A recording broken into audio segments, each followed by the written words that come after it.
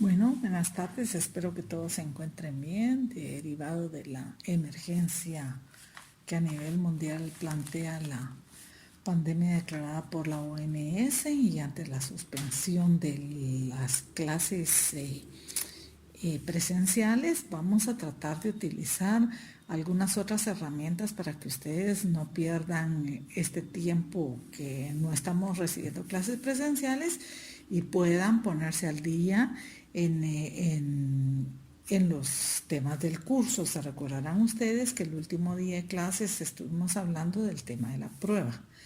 Estuvimos analizando los sistemas de valoración de la prueba y les insistí mucho en el dilema de la prueba. Se recordarán del famoso artículo 126 que platicamos nosotros que tenía que ser memorizado por ustedes para poder determinar todos los elementos que deberán ser probados dentro del proceso, quiénes lo deberán de probar, que la carga de la prueba, cuál de los dos sujetos procesales corresponde qué cada cosa. Por ejemplo, a la parte actora dijimos que le correspondía probar los hechos constitutivos de su pretensión y dijimos que a la parte demandada le tocaba probar los hechos o las circunstancias impeditivas o los hechos extintivos de la pretensión de su adversario. Entonces vemos que el proceso, dentro del proceso judicial, cada una de las partes va a tener que demostrar lo que le está afirmando al juez. No simplemente vamos a presentar la demanda sin ningún documento de soporte de mi pretensión y el demandado tampoco se va a comparecer al proceso a negar los hechos sin demostrar que o ha cumplido con la pretensión o que hay alguna circunstancia impeditiva o extintiva de la pretensión del actor. Entonces también vimos los sistemas de valoración de la prueba y dijimos lo importante del artículo 129 que establece que las pruebas se recibirán siempre con citación de la parte contraria y sin este requisito no se tomarán en consideración. Y analizamos el porqué de ese artículo 129. Yo les sugería a ustedes que a la par de ese artículo hicieran un llamado y que pusieran el principio del contradictorio, ¿verdad? Porque siempre las pruebas van a tener que recibirse con citación de la parte contraria para que esta parte contraria pueda impugnar o aportar algún otro medio de desvalidación, ¿verdad? O de invalidación de la prueba que está legalmente presentada en el proceso. Y cuando lleguemos a la impugnación de los documentos y las pruebas, nos vamos a poder dar cuenta que el hecho o la consecuencia jurídica de que una prueba haya sido impugnada y haya sido declarada conjugada es que el juez no va a tomar en cuenta esa prueba. Entonces es importante que la parte contraria sepa cuál es la prueba que se está presentando para poder impugnarla en su oportunidad. Por eso es importantísimo que todas las pruebas, y lo dice claramente el artículo 129, dice sin este requisito no se tomarán en consideración. ¿Y cuál es el requisito? Que se recibirán con citación de la parte contraria. Entonces hablamos también de la prueba prohibida, ¿verdad? Recordarán ustedes que dijimos que la prueba prohibida era toda aquella que se obtenía a través de un medio ilícito y pusimos como por ejemplo una prueba que ha sido recibida o ha sido recabada a través de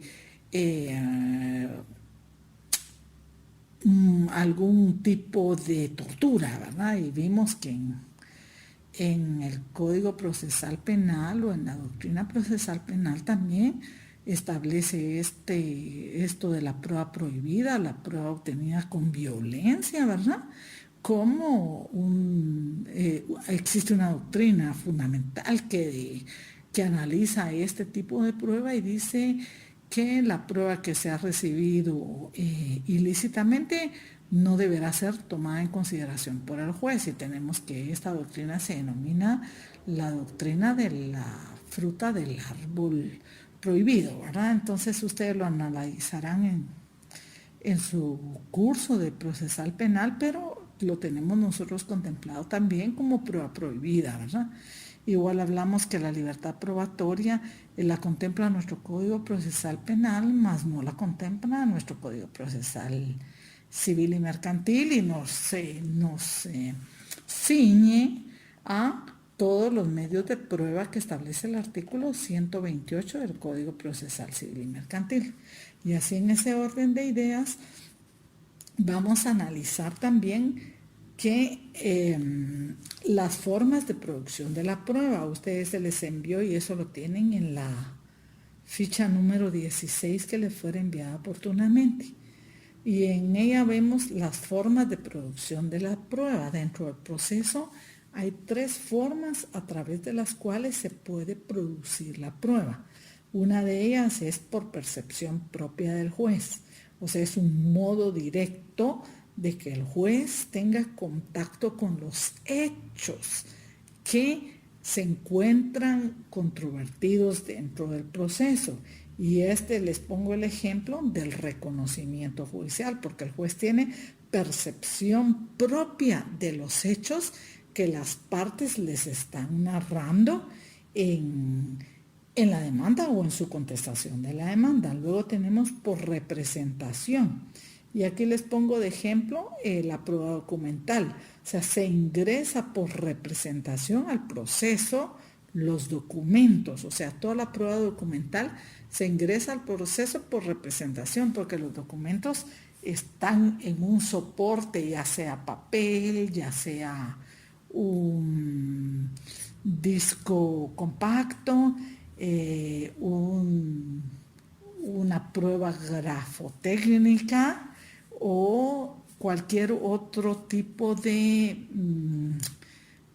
prueba científica, como lo vamos a ver en su oportunidad. Puede ser un mapa, puede ser un plano, y vamos a ver en su oportunidad los medios científicos de prueba, pero se presentan al proceso por representación, porque yo lo tengo en un soporte que puede ser físico o electrónico al proceso.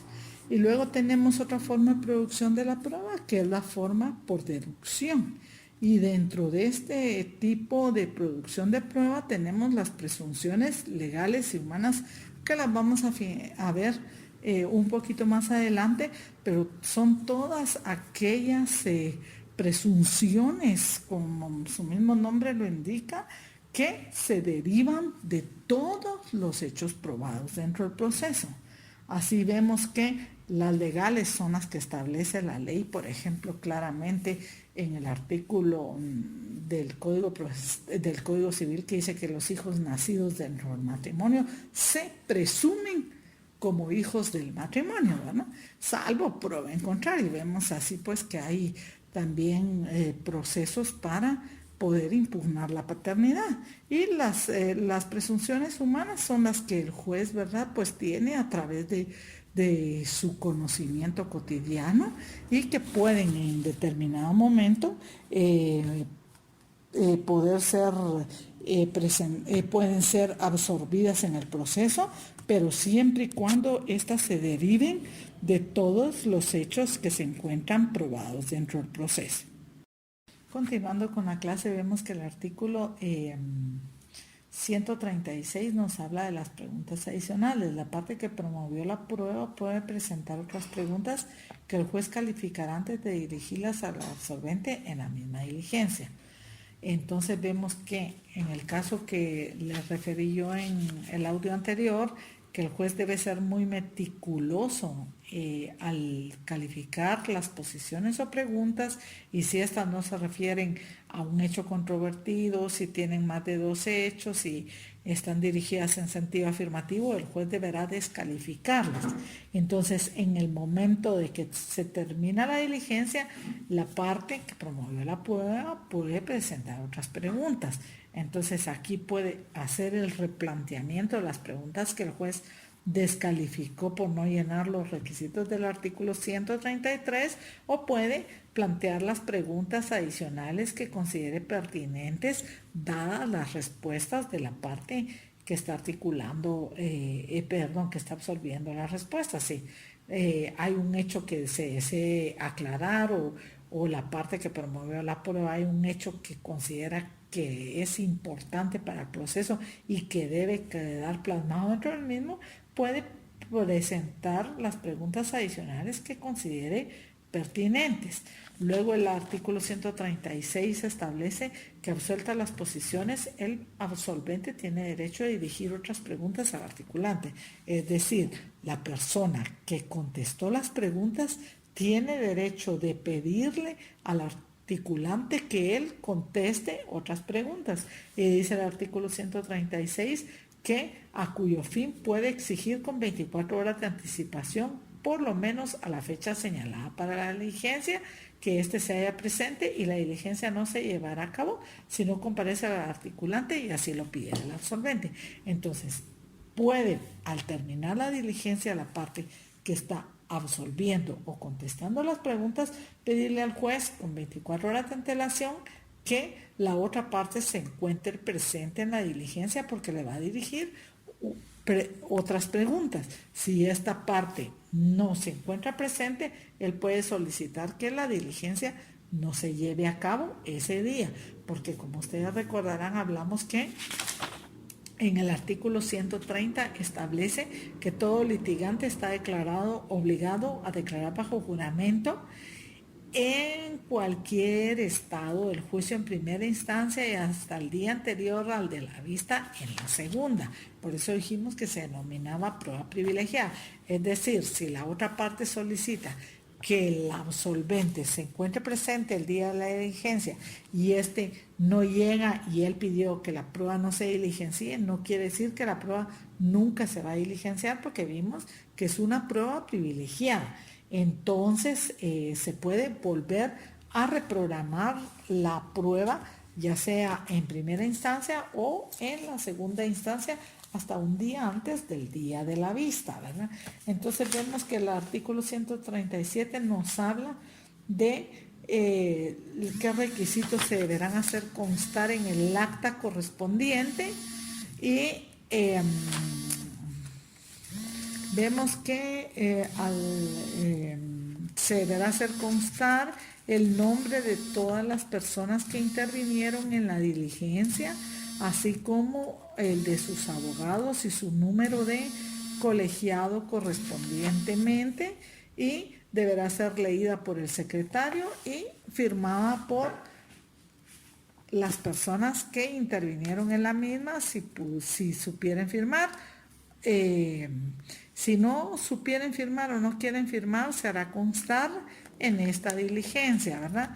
Y como vimos, cuando que el declarante, la persona que está declarando en la forma de las respuestas del artículo 135, dijimos que esta persona debería contestar afirmativa o negativamente, y si deseaba hacer alguna aclaración, debería hacerlo al finalizar su respuesta afirmativa o negativa. Entonces,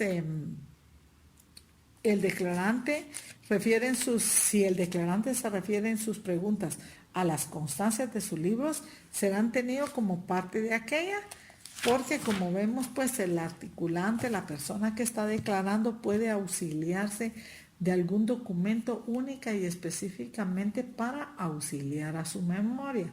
Si esta persona es preguntada sobre algún dato que obre en un libro o en un documento, este documento se le puede poner a la vista, o si él necesita auxiliarse de un libro de contabilidad o de comercio que verse en las posiciones, pues podrá presentarlo podrá pedirle al juez que va con su autorización para poder consultar el libro correspondiente, y este tendrá que tenerse a la vista en el momento en que la persona esté declarando, pero como dijimos, únicamente servirá como un auxiliar de la memoria, más no un borrador de respuestas. Continuando con la clase, esta es la parte 2 de la clase número 1 de la prueba. Como ustedes recordarán, cuando leímos el artículo 128 que habla de los medios de prueba, les sugiero que por favor tengan, cuando escuchen los audios, a la par su código procesal civil y mercantil para que ustedes puedan ir leyendo juntamente conmigo los artículos que vamos a ir desarrollando en cada una de las clases. El artículo 128 establece, son medios de prueba, y el inciso primero, el numeral primero, dice la declaración de las partes. El día de hoy pues vamos a enfocarnos en el tema de la declaración de las partes. ¿Y qué es la declaración de las partes? Es el testimonio de un sujeto que es parte dentro del proceso que la hace frente al juez. No confundamos, por favor, tratemos de no confundir el tema de la declaración de los testigos. Cuando veamos la declaración de los testigos, vamos a ver que dice que son declaración, testimonio de personas que no son parte del proceso, son terceros ajenos al juicio. Aquí, como podrán ver ustedes, la declaración de las partes, como su mismo nombre lo indica, son las partes procesales, los sujetos procesales. ¿Y quiénes dijimos que eran las únicas partes dentro del proceso?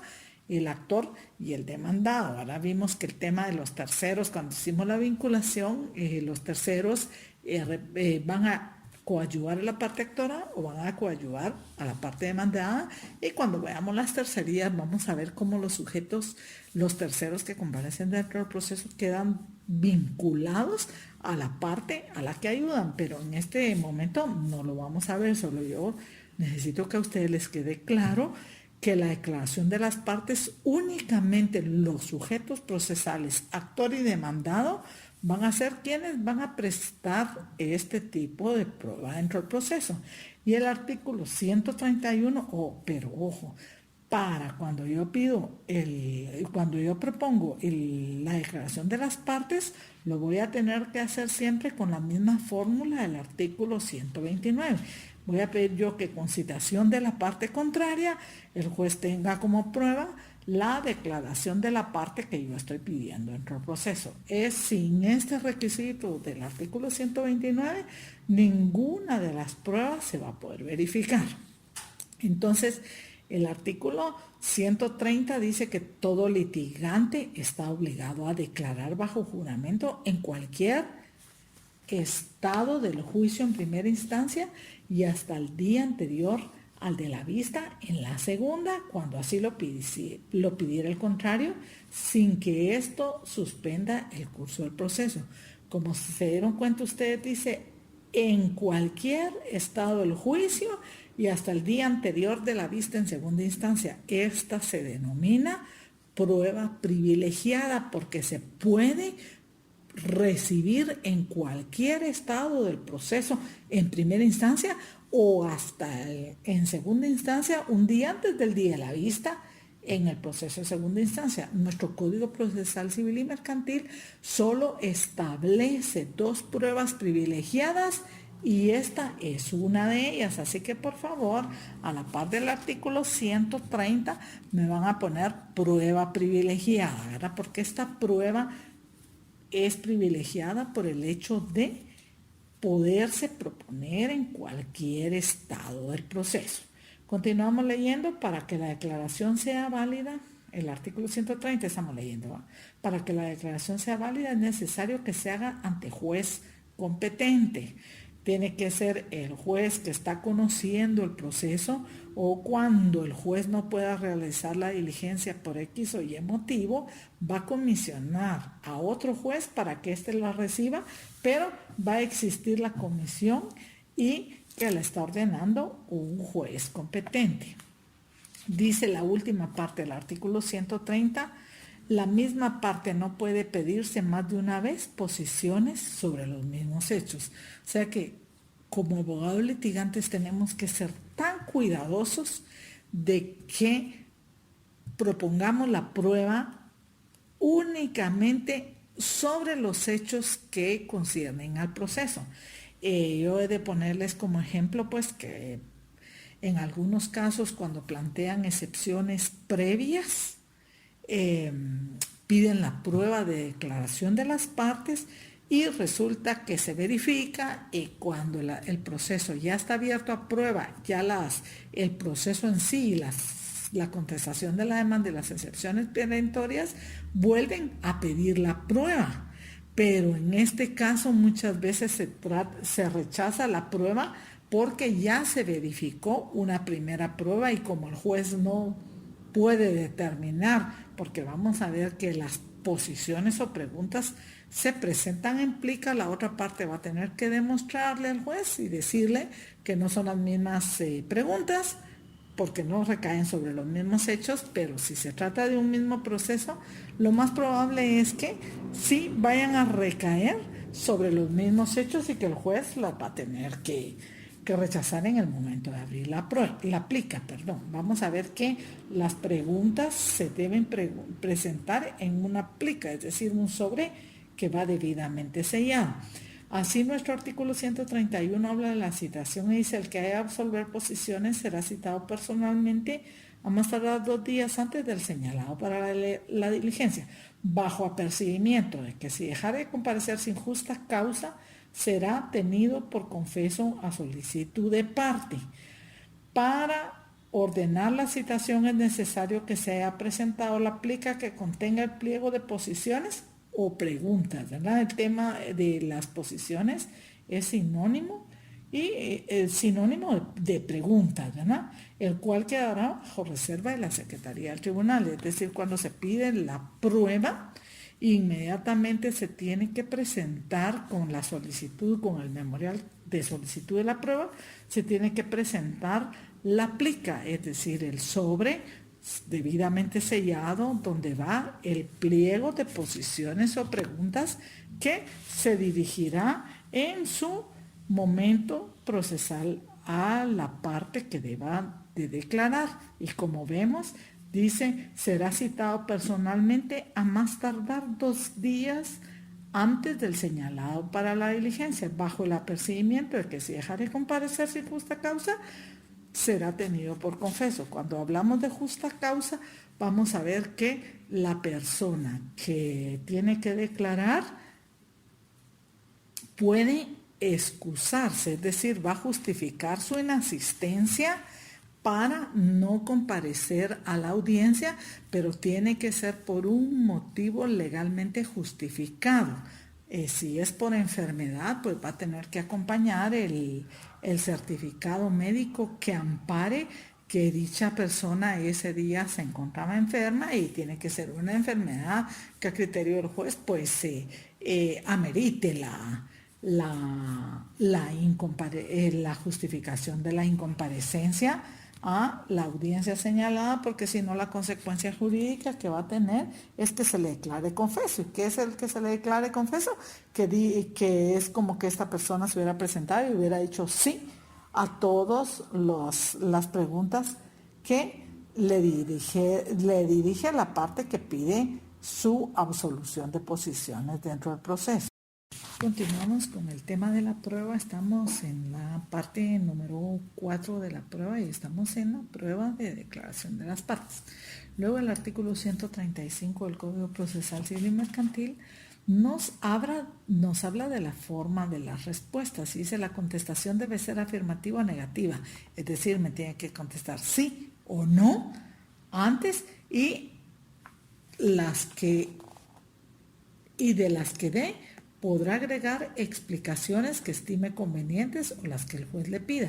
Si se negare a declarar en esta forma, el juez lo tendrá por confeso si persiste su negativa. Bueno, este tema pues es un muy bonito punto de tesis. A muchos de mis alumnos les he dicho que sería muy bonito que alguien trabajara el valor probatorio que tiene esta prueba, porque según el Código Procesal Penal, nadie está obligado a declarar contra sí mismo, ¿verdad? Y bueno, pues tiene otro tipo de connotaciones. Sería un tema muy bonito de tesis. Si a alguno de ustedes le interesara trabajar ese tema, pues yo estaría muy anuente a poderles asesorar en este tema, porque es algo que a mí siempre me hace clic, ¿verdad? ¿Cómo es eso que si nadie está obligado a declarar contra sí mismo y es un principio constitucional? Aquí, ¿verdad? La ley establece que si no contesta, el juez tendrá que tenerlo por confeso si persiste en su negativa, pero bueno, esto es tema aparte, ¿verdad? Solo lo estoy haciendo ver como algo que sería bueno que alguien investigara o trabajara, ¿verdad? Entonces dice, el declarante responderá oralmente a las preguntas, pudiendo asistir a la diligencia los litigantes y sus respectivos abogados, pero les está prohibido hacer indicación alguna de ninguna clase al declarante y se limitarán a reclamar contra las ilegalidades que observen y a pedir al juez que aclare la pregunta cuando fuere confusa. Aunque, como dijimos en el artículo 133, dice que el juez deberá ser escrupuloso en la calificación de las preguntas o las posiciones. Se supone que en el momento de la declaración no debe haber alguna pregunta que fuere confusa, porque, por ejemplo, si no está clara y precisa, yo la tengo que rechazar.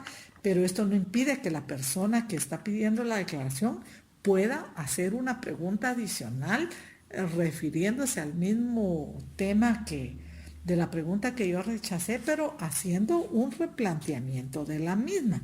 Entonces, vemos pues que la actuación de los abogados dentro de la diligencia solo se va a circunscribir a hacer algún tipo de reclamación contra alguna ilegalidad, ¿verdad? O cuando una pregunta fuere confusa, ¿verdad? El abogado que de cualquier manera sugiera respuestas o haga indicaciones al absolvente será expulsado del despacho del juez. Nosotros cuando verificamos esta diligencia, pues tenemos algún tipo de precaución, podría decirse. Lo que hace el juez, lo que hago yo en mi caso particular, es que siento a la persona individualmente, o sea, sola ella, enfrente de mi persona, para que no pueda comunicarse y dejo atrás a los demás litigantes, atrás de esta persona, a los demás litigantes y a sus abogados, e incluso al abogado de la persona que está declarando, para evitar pues que se puedan estar sugiriendo las respuestas de alguna forma por su abogado asesor, ¿verdad? Muchas veces lo hacen con ademanes, cuando la persona puede verlo, le puede sugerir que con su mano, ¿verdad? Un sí o un no. O hemos tenido muchos casos, incluso tomando yo las precauciones que les platico a ustedes, que los abogados, pues no sé si hablarán con su cliente o si será un lenguaje forense, ¿verdad? Si yo toso una vez, usted conteste sí, y si yo toso dos veces, quiere decir que usted tiene que contestar no. Entonces, cuando los abogados les agarra ese ataque de tos en la sala de audiencias, entonces mejor opto por decirle al abogado que si nos hace favor de retirarse un momento en la audiencia, le vamos a dar agua tibia mientras le pasa el ataque de tos, que sabemos que muchas veces ya es como algo premeditado, ¿verdad? Entonces vemos pues que por más precavido que trate de ser uno en la diligencia, siempre van a haber argucias que los abogados se van a inventar, ¿verdad? Para poder sugerir a su cliente la respuesta que debe dar. Y sí hemos visto pues que eso de la tos, ¿verdad? Que no es coronavirus, sino que es nada más una especie de metodología o sistema de gestos, o de qué diría yo, entre el abogado y su cliente, ¿verdad? Entonces, el juez tiene que ser meticuloso y tratar de tomar todas las precauciones necesarias para evitar que le sea sugerida la pregunta, ¿verdad? La respuesta. Luego vemos que en el artículo 136 habla de esas famosas preguntas adicionales que yo ya les referí en la pregunta en el artículo anterior, y dice: la parte que promovió la prueba puede presentar otras preguntas que el juez igual las calificará y se las dirigirá al absolvente. El absolvente es el que las está contestando, ¿verdad? El articulante es la persona que las articula o que las dirige, y el absolvente es la persona que las contesta, ¿verdad? La persona que se encuentra contestando el pliego de posiciones es el absolvente, ¿verdad? Entonces vemos que las preguntas adicionales las puede presentar el que promovió la prueba. Y es ahí donde les digo yo, en el momento en que yo rechazo una pregunta, él está en su derecho de presentarla adicionalmente y la tiene que presentar con los requisitos que establece la ley, ¿verdad? O pueden ser preguntas adicionales que en ese momento le surge al abogado, ¿verdad? Que es el que está verificando el juicio, le surge alguna otra circunstancia, entonces que él quiere que la aclare dentro del proceso, que deje establecido dentro del proceso ese nuevo hecho o esa nueva circunstancia que se está saliendo en la audiencia, entonces puede pedir las preguntas adicionales y el juez tendrá que ser igual de meticuloso al momento de calificarla en base a lo del artículo 133, ¿verdad? Hecho personal, hecho de conocimiento, expresada con claridad y precisión, en sentido afirmativo, versar sobre un solo hecho, o si comprende dos hechos, estos deben estar íntimamente relacionados. Entonces, las preguntas adicionales las va a poder dirigir únicamente la parte que promovió la prueba. Ahora existe otro caso específico que lo vamos a leer en el segundo párrafo del artículo 136. Continuando con la tercera parte de la clase, veríamos el artículo 133 que habla de las posiciones. Como les digo yo, las posiciones son sinónimo de preguntas.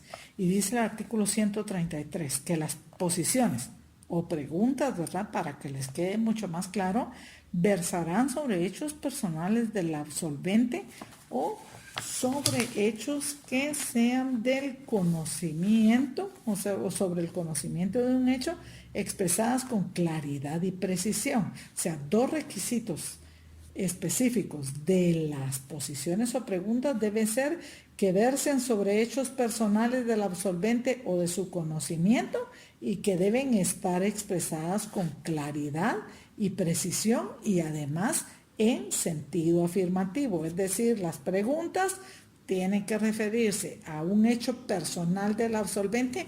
No le voy a preguntar, diga si es cierto que su vecino el día 24 de diciembre del año 2019 quemó cohetillos en el jardín de su casa, ¿verdad? Porque eso no es un hecho que sea personal de él ni que le tenga que constar precisamente a esa persona. Entonces tenemos que ser específicos en que las posiciones versen sobre hechos personales o sobre hechos que él haya tenido conocimiento, que yo tengo la certeza de que él tuvo conocimiento. Por ejemplo, preguntas del conocimiento del hecho de la persona sería algo que yo como representante legal tuve que autorizar en una empresa y tuve que tener conocimiento del hecho por el cual yo estaba autorizando o firmando alguna autorización o algún reconocimiento, ¿verdad?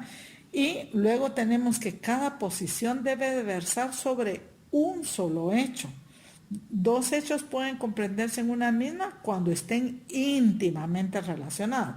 Pero vamos pues revisando y anotando que versarán sobre hechos personales del absolvente o de conocimiento de un hecho. Deben ser expresadas con claridad y precisión y en sentido afirmativo. Y deben versar sobre un solo hecho. Y la ley exceptúa, ¿verdad?, que dos hechos pueden comprenderse en la misma pregunta cuando están íntimamente relacionados. Y las preguntas deben referirse a hechos controvertidos, no a circunstancias que no han sido tenidas como hechos controvertidos dentro del proceso. No pueden referirse a situaciones aleatorias o a cosas que no estén debidamente controvertidas dentro del proceso. Y dice el final del artículo 133, el juez deberá ser escrupuloso en el cumplimiento de este precepto. Es decir, el juez tiene que analizar que todos estos requisitos los llene la plica y precisamente vamos a tratar de traerles, de adjuntarles un acta de declaración de parte donde ven que van a ustedes a observar que en el acta lo primero que hago yo es juramentar a la persona. Vamos a ver que la persona en el artículo que sigue, en 134, tiene que ser juramentada. En el momento en que ella me contesta, sí, bajo juramento de ley, prometo decir la verdad, en ese momento yo procedo a abrir la plica, o sea, el sobre, rompo el sobre, donde viene el pliego de posiciones adentro, lo saco y procedo a verificar todos los requisitos del artículo 133, es decir, que versen sobre hechos personales del absolvente, sobre hechos que él tenga conocimiento porque ha intervenido en el hecho, deben estar expresadas con claridad y precisión y deben dirigirse en sentido afirmativo. Por eso las preguntas empiezan con la frase diga si es cierto, porque aquí dice que deben ser dirigidas en sentido afirmativo. Yo tengo que rechazar una pregunta que se me plantee, diga si no a usted no le consta tal cosa, tal hecho, ¿verdad? Entonces, porque la ley es específica y dice tiene que ir en sentido afirmativo. Diga si es cierto, diga si le consta, diga si es de su conocimiento. O sea, eso debo ser escrupuloso al momento de calificar la plica. Debo también revisar que verse sobre un solo hecho. Y si contiene dos hechos, pues que estos estén íntimamente relacionados. Y además tengo que ser bien escrupulosa en ver que las preguntas se refieran a hechos controvertidos dentro del proceso, porque no amerita que otro hecho que no haya sido controvertido dentro del proceso no se esté probando, no haya de probarse dentro del proceso. No tendría objeto que un hecho que no está siendo controvertido dentro del proceso deba dirigirse a algún tipo de posición, a alguna de los sujetos procesales. Entonces el juez, bajo su estricta responsabilidad, debe revisar que todos estos requisitos se cumplan en el pliego de posiciones, que deberá dirigirse a la parte cuya declaración se recibe o se está diligenciando. Luego el artículo de 134 nos habla de la práctica de la diligencia. Dice, el obligado a declarar lo hará con arreglo a la siguiente fórmula. Prometéis bajo juramento decir la verdad en lo que fueres preguntado, y contestarás si bajo juramento prometo decir la verdad.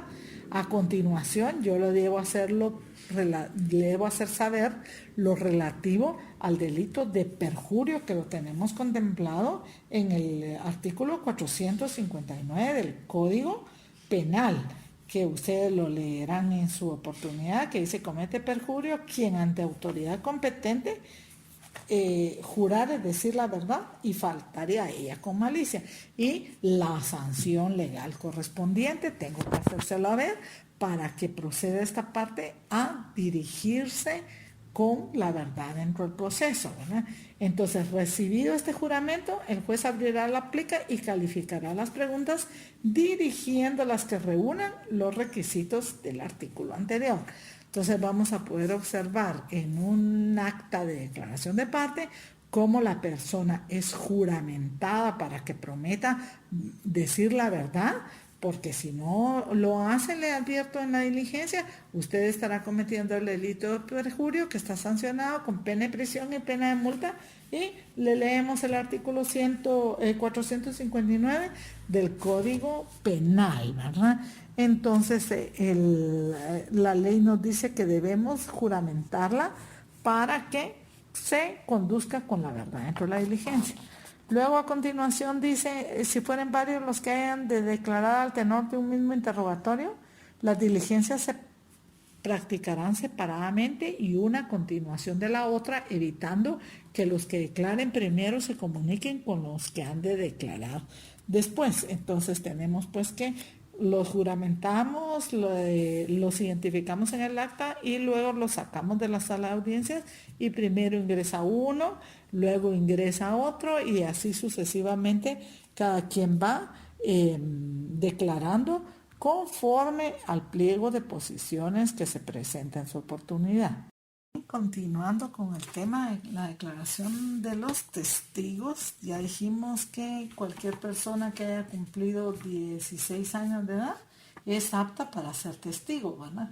Luego el artículo 144 nos habla de los testigos inhábiles y no podrán ser presentados como testigos los parientes consanguíneos o afines de las partes ni el cónyuge que esté separado legalmente. Luego hace una salvedad del artículo 144 y dice, no obstante podrá recibirse la declaración de tales testigos si es propuesta por ambas partes, así como en los procesos de edad, sobre edad, filiación, estado, parentesco o derechos de familia que se litiguen entre parientes. O sea, que en los procesos civiles que no versen sobre las excepciones que establece el artículo 144 sobre edad, filiación, estado, parentesco o derechos de familia que se litiguen entre parientes, no va a ser no se va a permitir la presentación de testigos que sean parientes consanguíneos o afines de alguna de las partes, puesto que vamos a ver mucho más adelante que cuando lo juramentamos al testigo, se le pregunta si es pariente o vamos a verlo más adelante. Entonces, no son testigos inhábiles los parientes, ¿verdad? Consanguíneos o afines de las partes o el cónyuge, aunque estén separados legalmente. Y esto solo podrá recibirse en el caso de los procesos civiles. Si el mismo testigo pues es propuesto por ambas partes, no hay ningún problema porque, como recordarán, volvamos al contradictorio, ¿verdad?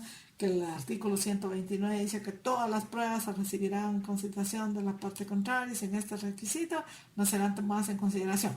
Entonces, si aquí lo están proponiendo las dos partes, quiere decir que se encuentran de acuerdo, ¿verdad?, con la persona que ambas partes están proponiendo como testigos, entonces no hay ninguna contradicción que pueda ser alegada dentro del proceso, ¿verdad? Entonces vemos pues que el artículo 145 nos habla claro que la parte que proponga la prueba testimonial presentará la solicitud del interrogatorio respectivo debiendo las preguntas ser claras y precisas. ¿Se recuerdan cuando hablamos de la oportunidad de la prueba? ¿En qué momento se debe ofrecer la prueba? En la demanda únicamente ofrecemos la prueba y decimos, por ejemplo, declaración de testigos. Ahorita que ya está abierto a prueba el proceso y es la segunda fase de la prueba, que es la proposición, para pedir yo que el juez escuche a los testigos que yo propuse, voy a tener que proponerlo dentro de la apertura a prueba y de una vez acompañando el pliego o interrogatorio que deberá ser dirigido a los testigos. Y ojo, no implica, va en el memorial donde yo estoy solicitando la prueba de declaración de testigos. Grandes diferencias entre la prueba de declaración de parte y declaración de los testigos es que la prueba de declaración de parte son únicamente los sujetos procesales, tanto el demandante como el demandado, el que van a verificar esa prueba. En cambio, en la declaración de los testigos son terceros ajenos al proceso y que yo voy a presentar en el memorial, voy a describir el interrogatorio. En cambio, en la declaración de las partes, para hacer la diferencia, recuerden ustedes que vimos que el interrogatorio se presentaba en plica. ¿Y qué es una plica? Pues no es ni más ni menos que un sobre cerrado que queda bajo reserva de la Secretaría del Tribunal. En cambio, la declaración de los testigos va en un memorial, o sea que en el momento en que a mí me notifiquen que el juez va a recibir la declaración de determinados testigos, yo voy a poder ver las preguntas que la parte proponente de la prueba les va a dirigir a los testigos y en base a esas mismas preguntas, pues recuérdense que en base al contradictorio yo tengo derecho de ir a la diligencia y poder repreguntar a los testigos. Incluso vamos a ver que hay dos circunstancias Si yo miro que el testigo está mintiendo, lo puedo tachar. Si yo miro que los testigos se confunden entre sí, los puedo carear, pero lo vamos a ver aquí adelantito. Entonces lo que vemos es que cuando yo solicito la prueba, ya en la segunda fase de la prueba, que es la proposición, voy a tener que presentar en el memorial el interrogatorio que le voy a dirigir al testigo y que deberá, en la segunda parte del artículo 145 dice que deberá formularlo la parte de modo que cada pregunta no se refiera sino a un hecho simple a que el testigo deba concretar su respuesta. No es permitido dirigirles o consignar preguntas de apreciación ni opiniones suyas, ¿verdad? ¿Por qué? Porque dijimos que los testigos son personas a los que tienen conocimiento de los hechos. No, entonces se va a permitir que se les pueda consignar preguntas de apreciación u opiniones suyas. El juez en el momento de la diligencia va a calificar las preguntas y si mira que hay preguntas de apreciación del testigo, de apreciación u opinión suya, ¿verdad? El juez la deberá calificar de inmediato para cumplir con el contenido de este artículo. Luego tenemos el artículo 146. El juez señalará día y hora para la práctica de la diligencia, debiendo notificarse a las partes con 3 días de anticipación por lo menos. La diligencia se verificará en presencia de las partes y sus abogados si concurriere, pero las personas que asistan no podrán retirarse ni comunicarse con los testigos que no hayan sido examinados, y tanto las partes como sus abogados como el juez podrán hacer a los testigos las preguntas adicionales necesarias para el esclarecimiento del hecho. Entonces, el día de la diligencia se tendrá que mediar una notificación de 3 días de anticipación. Por favor, me marcan 3 días de anticipación, así con un lapicito, para si se les pregunta en el examen para la declaración de los testigos, ¿con cuántos días de antelación deben ser notificadas las partes? Pues con 3 días de anticipación, por lo menos, ¿verdad? Entonces, verificada la diligencia, notificada la diligencia, perdón, vamos a ver cuál es su diligenciamiento en este momento. Esta es la quinta parte de la clase número 2. Veamos el artículo 147 del Código Procesal Civil y Mercantil, que establece la incomparecencia de los testigos. En el caso que, por ejemplo, yo hubiera propuesto 3 testigos para la diligencia, yo tengo que identificarlos correctamente con su nombre, porque el día de la diligencia que el juez proceda a identificarlos, tiene que coincidir con su documento personal de identificación el nombre que se indicó en el memorial correspondiente, puesto que si no coincide el nombre, el juez a ese testigo tendrá que desecharlo, aunque la parte que lo haya propuesto plantee su inconformidad, ¿verdad? Por eso se debe ser cuidadoso en el proponer el nombre correcto del testigo. Si yo voy a llamar a una persona como testigo, no le voy a decir, es que yo lo conozco como Juan Pérez y lo propongo como Juan Pérez. No, ¿verdad? Si yo voy a necesitar de la declaración de Juan Pérez, voy y le consulto y le pregunto, mire, usted puede ir ese día a la diligencia y por favor présteme su DPI para colocar correctamente su nombre, porque se llama Juan José Pérez López. Yo lo propuse como Juan Pérez nomás, entonces el juez al momento de identificarlo inmediatamente va a desechar esa prueba. Entonces dice, si en la audiencia señalada para el examen no se presentaren todos los testigos, el juez practicará la diligencia con los que concurran si estuviere de acuerdo el proponente, y en este caso ya no recibirá las declaraciones de los ausentes, pero si la parte interesada lo pidiere, el juez suspenderá la diligencia y señalará nuevo día y hora para recibir las declaraciones a todos los propuestos. La transferencia del día en que deban recibirse,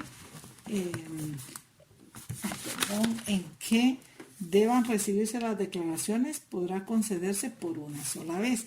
Es decir, se va a señalar nueva audiencia porque al interesado a la parte proponente de la prueba, el testigo que más le interesaba, por ejemplo, era otra persona que no llegó ese día, entonces le va a pedir al juez que suspenda la diligencia y que señale una nueva.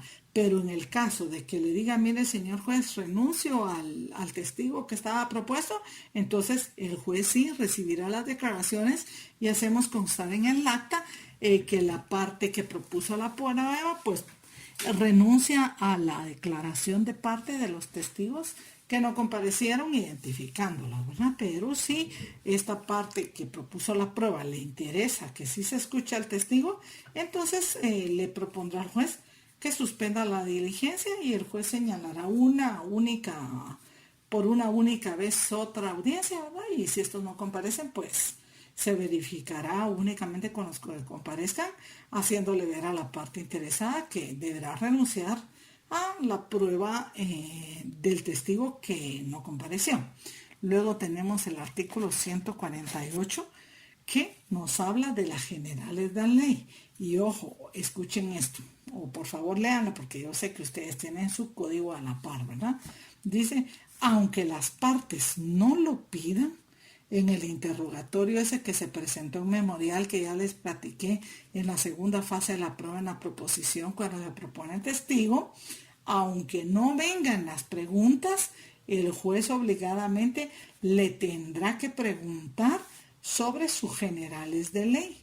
Entonces en el acta luego que los identificamos a los testigos, entonces les preguntamos por su nombre, apellido, su edad, su estado civil, su nacionalidad, su profesión y domicilio. Luego le preguntamos si es pariente de alguno de los litigantes y en qué grado. Esto tiene que ver mucho con lo regulado en el artículo 144, cuáles son los testigos que son inhábiles. Y si no son ninguno de los procesos de filiación, de establecimiento del edad, los que habla el artículo 144, y resulta que es pariente de alguno de los litigantes, en ese momento se hace constar que por ser pariente del litigante y no haber sido propuesto por ambas partes y no encontrarse dentro de las causales del artículo 144, pues la prueba de este testigo no se recibe, ¿verdad?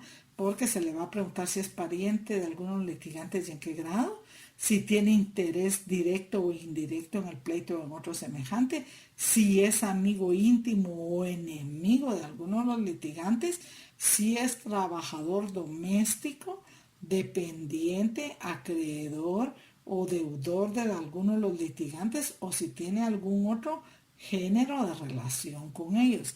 Esto se les pregunta precisamente para evitar que el testigo sea declarado inhábil y se plantee una tacha en su contra y la prueba no deba ser tomada en cuenta.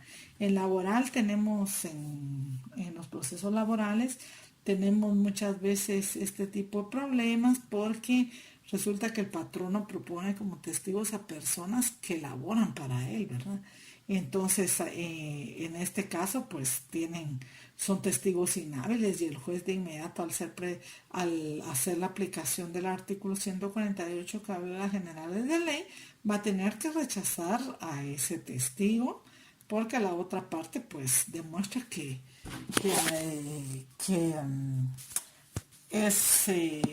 ejerce algún cargo, ¿verdad?, en la empresa o que llena alguno de estos requisitos del quinto, ¿verdad? O es de trabajador doméstico, o es dependiente, o acreedor, o deudor, ¿verdad? Todo eso se va a tener que demostrar en el momento en que se formule la tacha, pero si bien es cierto, el juez debe ser conocedor del derecho, al ser preguntado y le dice que sí es trabajador del patrono, en ese momento debe declararlo como un testigo inhábil y no recibir ese medio de prueba. Luego estaríamos continuando con el artículo 149 que habla de la práctica de la diligencia y al día de la diligencia, el acta, ¿verdad? La prueba, que es lo que se deberá verificar. Y nuestro artículo 149 dice, los testigos declararán bajo juramento prestado en la misma forma que establece el artículo 134. Ojo, con la diferencia de que el 134 lo que comete el testigo, la parte que faltare a la verdad es el delito de perjurio. En cambio aquí nos habla del 134, pero lo que el testigo comete, el delito que el testigo comete faltando a la verdad, es el delito del falso testimonio, que también está sancionado con pena de prisión y pena de multa. Entonces aquí la gran diferencia es que se le hace ver al testigo que lo que comete es el delito de falso testimonio, que está sancionado con pena de prisión y pena de multa si llegare a faltar a la verdad. Por lo tanto, le hace de su... Bueno, esta sería la parte 6 de la clase número 2, ¿verdad? Estábamos hablando de la aclaración de los testigos y que estos cometen el delito de falso testimonio, no el delito de perjurio, como establece el artículo 134. Entonces, continuando, dice: las respuestas que se den se asentarán en su presencia literalmente y sin abreviaturas, ¿verdad? Y todo lo que dice el artículo, los testigos están obligados a dar la razón del conocimiento de los hechos y el juez debe exigirlo. Ojo con este tercer párrafo del artículo 149. Por favor, a la par del artículo 148 me ponen artículo 149, tercer párrafo.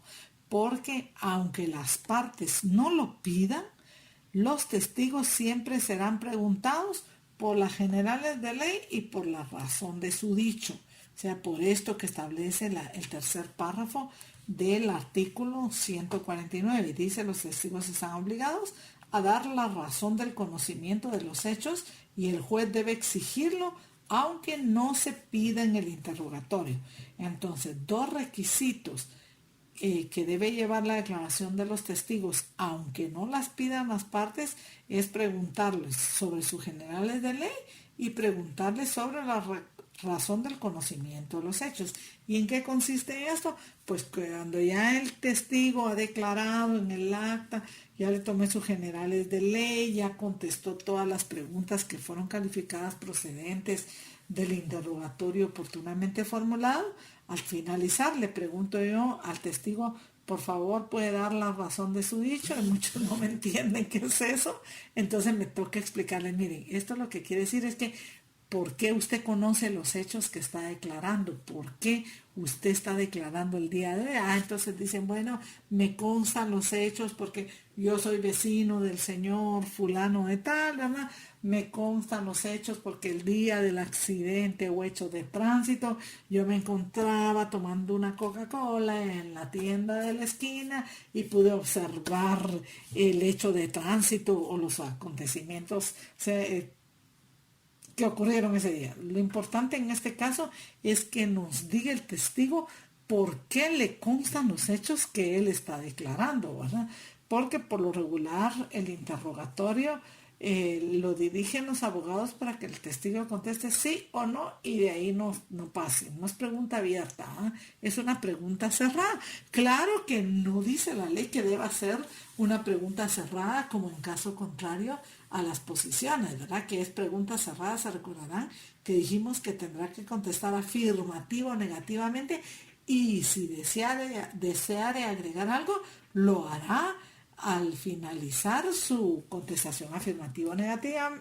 Aquí en este caso no dice la ley que así debe ser. El testigo se puede exceder en su respuesta. Sin embargo, lo que vemos en la práctica cotidiana es que los testigos van a contestar solo sí o no.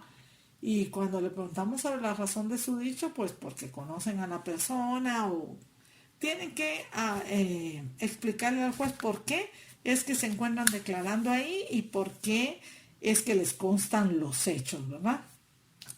Luego vemos que continúa el artículo 149 con los pormenores de la diligencia, ¿verdad? Que deberá leerlo, si no el secretario deberá leer el acta, si está obligado a firmar o a dejar su impresión digital. Si se negare a hacerlo, el juez se limitará a dejar constancia de esta negativa en el acta. Si no pudiera hacerlo, igual se va a hacer constar que no puede firmar y que por eso imprime su huella del dedo pulgar derecho, ¿verdad? Luego tenemos en el 150 las consultas. Y aquí dice, no se permitirá al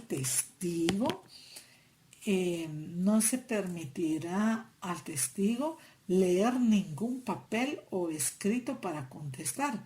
Pero cuando la pregunta se refiera a libros, a cuentas o papeles, podrá permitírsele que los consulte en el acto, ya sea que la parte proponente de la prueba se los muestre o que se encuentren dentro del proceso y se le pongan a la vista los documentos que hubieran en el proceso. Si se refiere a libros o a cuentas, ¿verdad?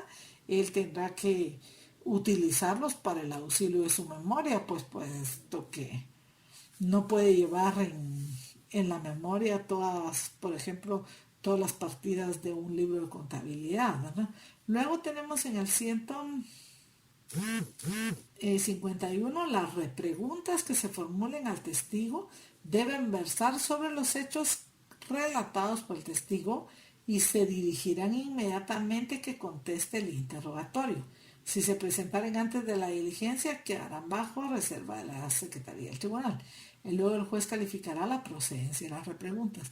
Cuando yo en mi derecho de contradictorio, en el derecho que establece la ley, que se me hizo ver a través del artículo 129 que con citación de la parte contraria, entonces ese día puedo yo presentar repreguntas, ya sea por escrito, que van a quedar bajo reserva de la Secretaría del Tribunal, o puedo dirigirlas en este momento y se deberán dirigir inmediatamente a que conteste el interrogatorio porque deben versar sobre los hechos que el mismo testigo ha relatado en la diligencia. Estas son las repreguntas que puede dirigir la parte contraria.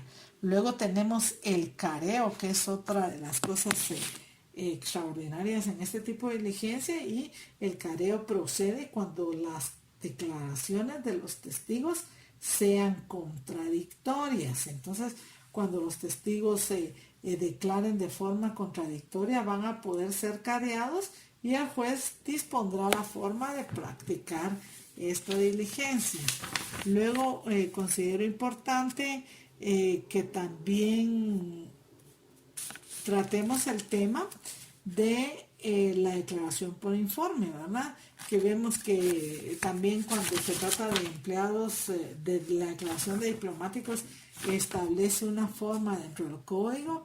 Luego los organismos del Estado, ministros, viceministros, secretarios, magistrados y jueces podrán declarar, prestarán su declaración de testigos por informe también, casi de la misma forma que en el tema de la declaración de partes. Se les remite el pliego de preguntas, ¿verdad? Indicándoles cuáles son las que debe contestar y cuáles son las que no deberá contestar, que son las calificadas improcedentes. Luego tengo algo que considero que es importante que debamos tratar y son las tachas. Las partes podrán alegar, lo tenemos en el artículo 162, las partes podrán alegar acerca de la idoneidad de los testigos dentro del mismo plazo de prueba. O sea, cuando sabemos que los testigos no llenan los requisitos del artículo 148, o porque son parientes, o porque son amigos íntimos, o son enemigos, vamos a poder plantear la tacha de los testigos.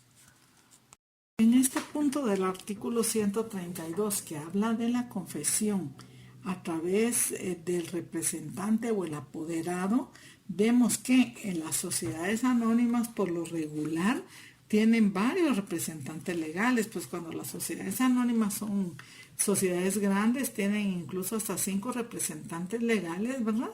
Entonces ellos pueden designar cuál de estos representantes es el que va a ir a absolver las posiciones en el entendido de que debe tener conocimiento de los hechos, ¿verdad?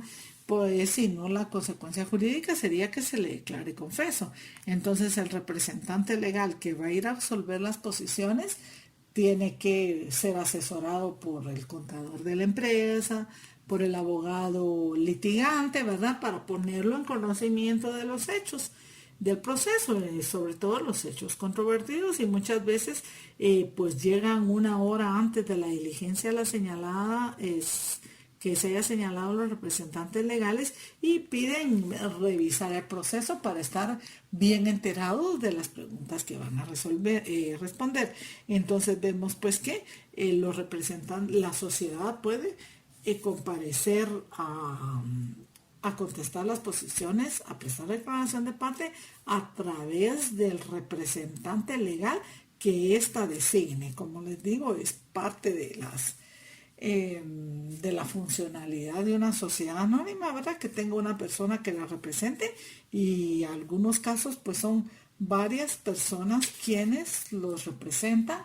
Entonces esta puede decidir quién es la persona que va a absolver posiciones, y ese día, el día de la diligencia, pues tendrá que presentar su acta de representación, o en su caso su mandato judicial especial con representación, el cual lleve la cláusula específica para absolver posiciones que hemos visto, que han leído ustedes en el artículo 190 de la ley del organismo judicial. Entonces, cuando ya se ha verificado la prueba esta, el resultado de esta diligencia se tiene como prueba con citación de la parte contraria. Insisto en este tema, porque las pruebas siempre deben solicitarse con el requisito de ponerles que sea con citación de la parte contraria y notificarla con la debida antelación que dice la ley. En este caso, se recordarán, dice el 131, 2 días antes del señalado para la diligencia. Entonces, los sujetos procesales tienen que estar enterados para poder hacer valer así su derecho de contradictorio, ¿verdad? De contradecir las preguntas o de hacer nuevas preguntas, ¿verdad? Entonces, hasta ahí daríamos por finalizado el tema de la declaración de las partes. En el orden que se encuentran los medios de prueba señalados en el artículo 128, el numeral 2 sería la declaración de los testigos. Se recordarán cuando hablamos del numeral 1, la declaración de las partes, hablamos que es el testimonio de un sujeto que es parte dentro del proceso. Luego, ahora que hablamos de la declaración de los testigos, estamos hablando de terceros ajenos al juicio, y que su declaración debe versar sobre hechos que han caído bajo el dominio de sus sentidos. El testigo escuchó o vio alguno de los hechos que se suceden dentro del proceso. Entonces, que nos quede bien claros que para pedir la declaración testimonial, la declaración de los testigos, también la voy a solicitar yo con citación, que ésta se verifique con citación de la parte contraria. Y que nos quede claros, por favor, porque en el examen siempre me lo confunden. Los testigos son terceros ajenos al proceso. Entonces tenemos la declaración de los testigos en el artículo 142 en adelante. Y dice las partes pueden probar sus respectivas proposiciones de hecho. Esto nos remite el contenido de este documento. ¿Se recuerdan al 126 de ese artículo?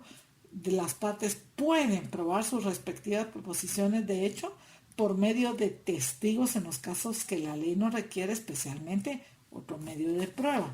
Los que tengan conocimiento de los hechos que las partes deben probar están obligados a declarar como testigos siempre que fueren requeridos.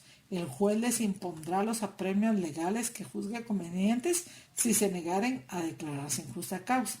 Cada uno de los litigantes puede presentar hasta 5 testigos por cada uno de los hechos que deban ser acreditados entre el proceso. Entonces, las personas que van a ir a declarar, ya vimos que son ajenos, ¿verdad? Sino son personas que tienen conocimiento de los hechos que las partes deben probar. entre el proceso recordemos que lo único que se debe probar son los hechos controvertidos, ¿verdad? Y aquí cuando el último párrafo del artículo 142 nos habla que cada uno de los litigantes puede presentar hasta 5 testigos sobre cada uno de los hechos, nosotros consideramos que eso pues no es muy probable pues, porque imagínense, hasta 5 testigos por cada uno de los hechos. Si se van a probar 10 hechos controvertidos dentro del proceso, serían hasta 50 testigos, hasta 25 testigos o qué sé yo. Entonces es abundancia de prueba, ¿no? Si yo quiero presentar la declaración testimonial, pues con 2 testigos que yo proponga, considero que es más que suficiente, ¿verdad? Pero, sin embargo, la ley le da la potestad y el beneficio a la persona que quiera demostrar un hecho a través de la prueba testimonial, que presente hasta 5 testigos que les conste los hechos que están controvertidos o que se están probando dentro del respectivo proceso, ¿verdad? Luego el artículo 143 nos dice aptitud para ser testigo. Puede ser admitida la declaración como testigos de cualquier persona que haya cumplido 16 años. Aquí se dan cuenta ustedes que se pueden presentar testigos hasta de 16 años porque la ley así lo permite, ¿verdad? No necesariamente tienen que ser personas mayores de 18 años o mayores de esta edad para que puedan prestar su declaración como testigos dentro de un proceso determinado. Muy bien, continuando con la clase que habíamos dejado pendiente, estuvimos en la última clase, si ustedes recordarán, hablando de la prueba de declaración de las partes y vimos que es una de las pruebas denominadas privilegiadas en nuestra legislación, toda vez que puede recibirse en cualquier estado del proceso hasta antes del día de la vista en segunda instancia. Vimos que la confesión para que se pueda decretar siempre se debe solicitar como de conformidad con lo que establece el artículo 129, ¿verdad? Que es concitación de la parte contraria, porque vimos que la parte que declara puede pedir que esté presente la otra para dirigirle algunas preguntas. Vimos pues que el pliego de preguntas o posiciones se debe presentar en un sobre cerrado que va a abrir el juez el día antes de la diligencia, previamente a juramentar a la persona del absolvente. El absolvente es el que contesta las preguntas. Y vimos que esas posiciones o preguntas deben llenar ciertos requisitos. Recordaremos que deben versar sobre hechos personales, sobre un solo hecho. 2 hechos pueden comprenderse si están íntimamente relacionados. Las preguntas sobre todo se deben referir a hechos controvertidos dentro del proceso y el juez deberá ser escrupuloso, dice el artículo 133, en el cumplimiento de este precepto. Vimos también pues entonces que el día de la diligencia, el día que las partes se presentan al juzgado, el juez tendrá que juramentar a la parte que va a contestar las preguntas en base a una fórmula legal y pues que si esta faltare a la verdad dentro de la diligencia, cometerá el delito de perjurio que está sancionado con pena de prisión y pena de multa y que lo tenemos contemplado en el Código Penal en el artículo 459. Continuando con este tema, me hizo falta tratar el tema de la excusa, es decir, la incomparecencia de la parte que debe resolver las posiciones por algún motivo justificado. Entonces, la persona es citada bajo apercibimiento que si no compareciere sin justa causa, entre comillas lo es sin justa causa, ¿verdad?, será tenido por confeso a solicitud de parte. Entonces vamos a ver entonces de qué forma se puede presentar al tribunal una excusa por incomparecencia con justa causa.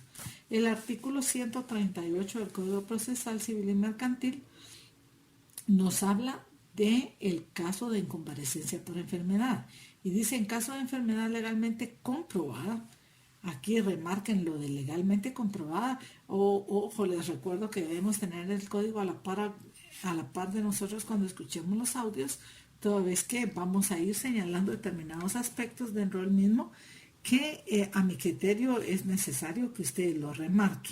Entonces dice, en caso de enfermedad legalmente comprobada, ¿qué quiere decir legalmente comprobada?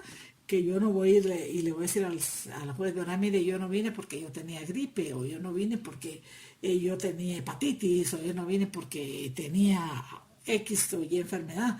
Voy a tener que demostrarlo de una forma legal, legal al juez, la incomparecencia por el caso de enfermedad que yo alego, ¿verdad? Entonces, en caso de enfermedad legalmente comprobada, del que debe declarar, el tribunal se trasladará al domicilio o lugar en que aquel se encuentre a efecto de que se efectúe la diligencia en presencia de la otra parte, si así asistiere, salvo el estado de la enfermedad, salvo que el estado de la enfermedad le impida declarar a juicio del juez.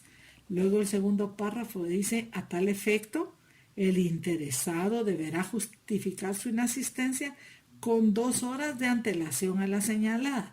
Por favor, remarcar esto de con 2 horas de antelación a la señalada.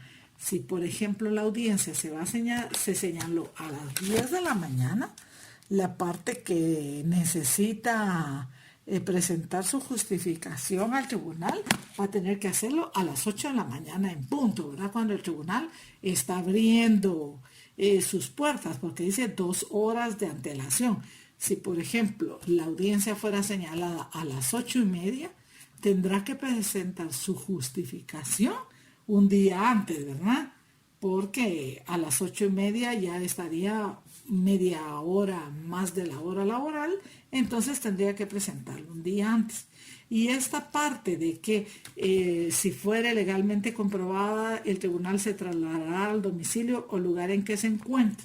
Este artículo pues nos dice que en caso de enfermedad legalmente comprobada, pues el juez tendría que trasladarse al domicilio de la persona que está presentando su incomparecencia, que está justificando su inasistencia. Sin embargo, se hace imposible. Recordemos que el código es del año 62, ¿verdad? 64 más tardar.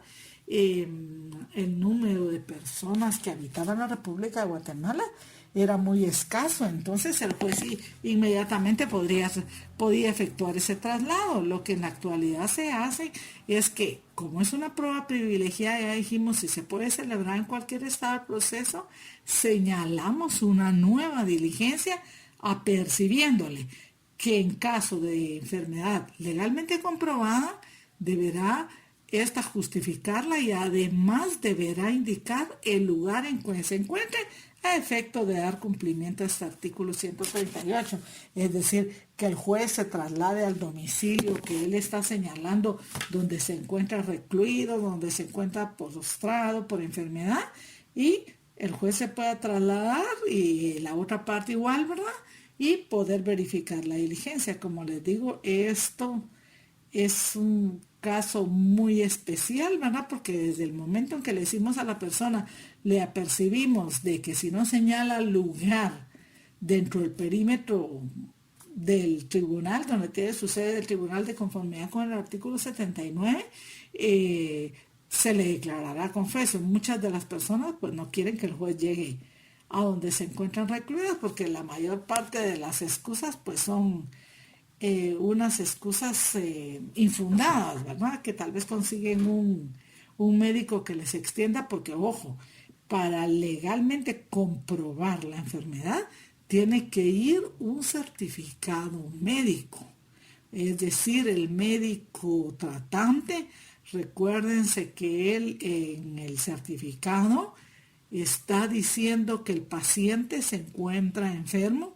Y sí hemos tenido algunos casos en que se ha hecho una certificación de los médicos que están faltando a la verdad en un certificado médico al Tribunal de Honor del Colegio Médico. Ustedes saben que si uno tiene una sanción en el Tribunal de Honor de cualquiera de de sus colegios, pues esto implica un desprestigio total, puede salir incluso una publicación con una amonestación moral, ¿verdad?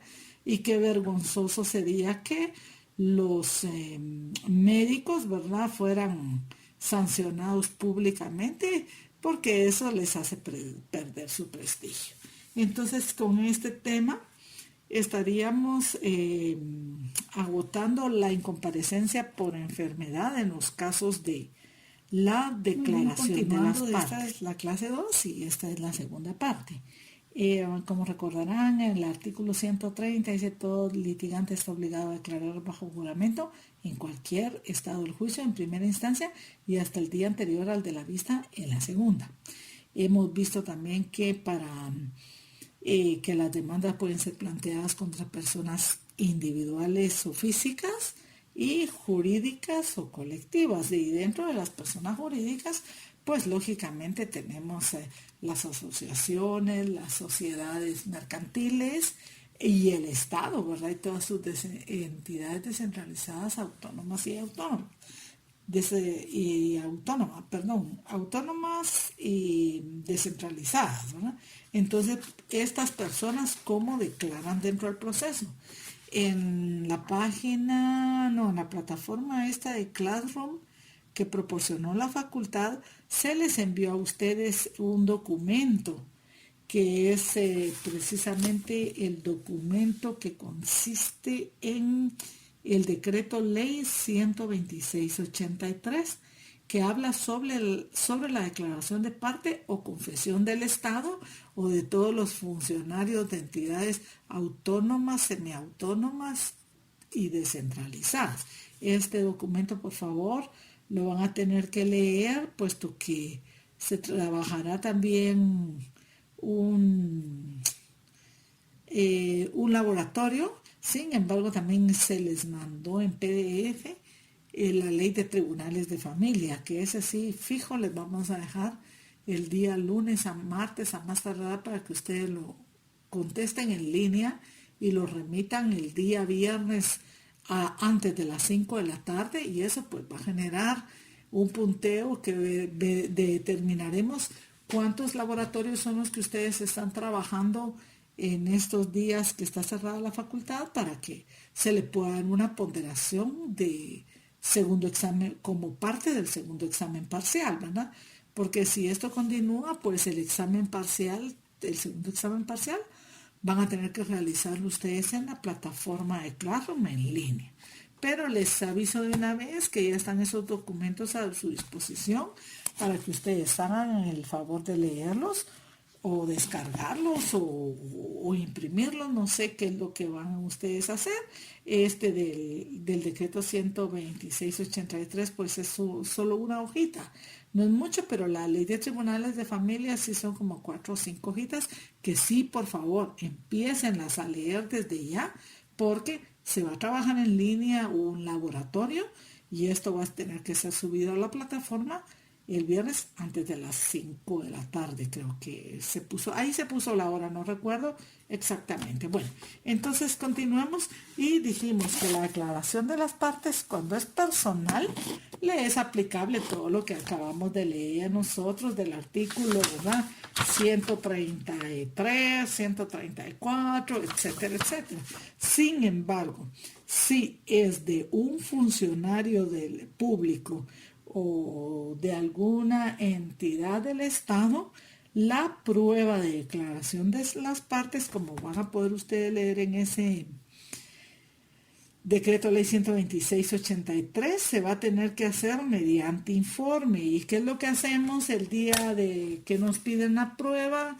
El juez abre la plica, califica las posiciones, le manda al funcionario o empleado público o de entidad descentralizada, autónoma, semiautónoma, le manda el pliego de posiciones calificado, el pliego de preguntas. En ese pliego pues van con una X las que ya dijimos nosotros que se pueden descalificar porque no llenan los requisitos, y yo le mando un oficio donde se lo dirijo a la persona que va a absolver las posiciones Por ejemplo, si es el alcalde, ¿verdad? Tiene que ser el alcalde, que es el representante legal del municipio. Si se demanda una municipalidad, pues el representante legal de la municipalidad es el alcalde. Entonces hacemos un oficio donde yo le remito el pliego de posiciones o preguntas, le digo cuáles son las que me tiene que contestar, por qué descalifiqué las que van descalificadas y le fijo un plazo para que él cumpla con remitirme sus respuestas. Ya cuando él me regresa ese pliego de posiciones, me lo va a hacer también de la misma forma que yo se lo solicité, ¿verdad? Entonces yo le mandé un oficio y le dije que por informe. Entonces él hace su informe, contesta las preguntas y me las remite, y eso es perfectamente válido de conformidad con el 12683.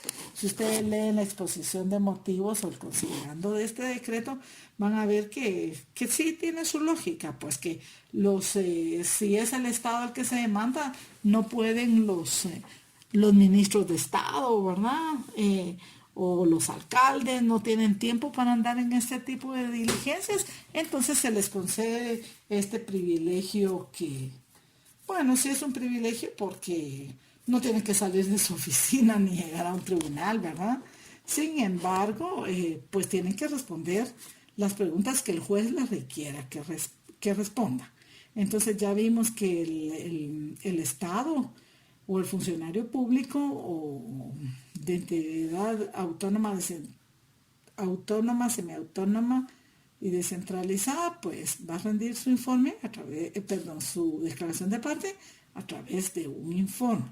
Luego vemos también que nuestro código contempla que los representantes legales de las sociedades, por ejemplo, si yo demando a una sociedad anónima o a una asociación civil, de conformidad con el artículo 132 que nos dice las partes están obligadas a absolver personalmente las posiciones cuando así lo exige el que las articula o cuando el apoderado ignore los hechos.